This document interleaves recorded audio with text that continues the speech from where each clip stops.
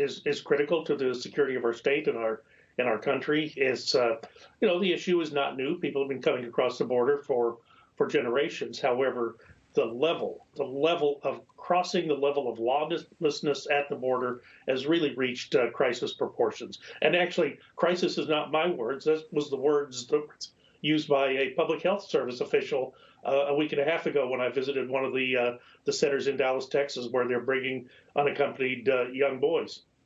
Yeah, I mean, it's crazy to me that the party, the Democratic Party, who has basically said walls don't work, denounced President Trump's immigration plan, just put a wall up with IDs required to get through it all around D.C. to protect themselves, but they won't do that for your constituents. Now, we know Republicans don't like President Biden's immigration overhaul, probably because it isn't rooted in fact and data and any reasonable sense of anything working. But what are we doing to stop it?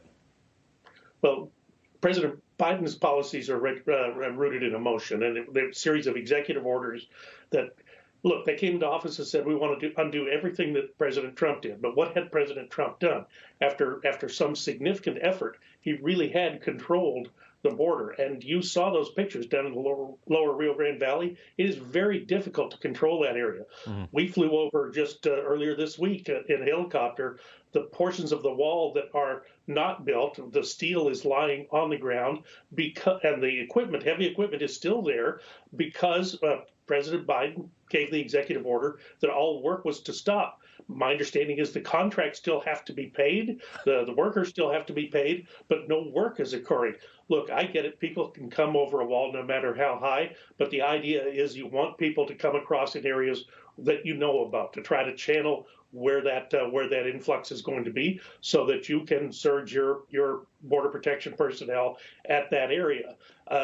The other thing is, and this is what is just people don't understand, operational control of the border because of the president's executive actions, President Biden's executive actions, operational control of the border has been ceded to the cartels. The cartels are not social workers. The cartels do not have the best interest of the United States at heart. They are cash-generating organizations, and they have medieval levels of cruelty. You saw those pictures of those young girls being dropped over that wall.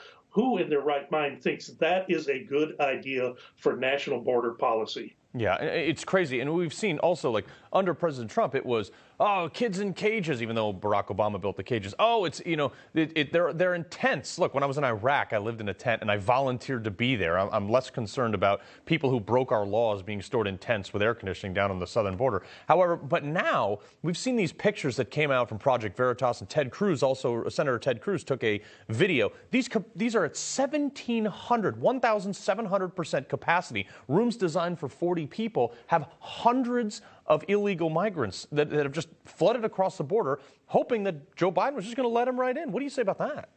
Well, I think Joe Biden is going to let them right in, and that is therein is the difficulty.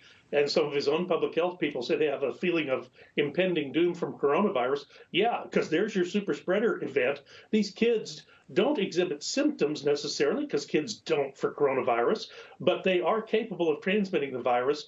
And look, we're dispersing children, family units all over the country with no testing and very little follow-up. I mean, it's just crazy. This is about, like, safety of Americans, which you would think they would, yes.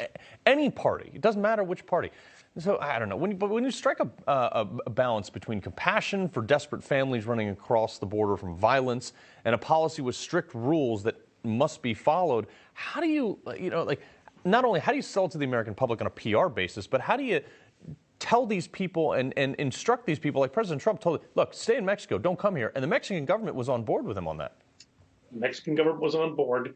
People used to criticize the president because he said he would get Mexico to help pay for the wall. But in fact, by the Remain in Mexico policy that they enforced, they were helping us secure our border. And of course, now you hear from people coming across that policy has been put to the side. The CDC policy, Title 42, the public health policy that was keeping people out of until their status could be assured, that has gone by the wayside for children, and that's one of the things that's so concerning to me.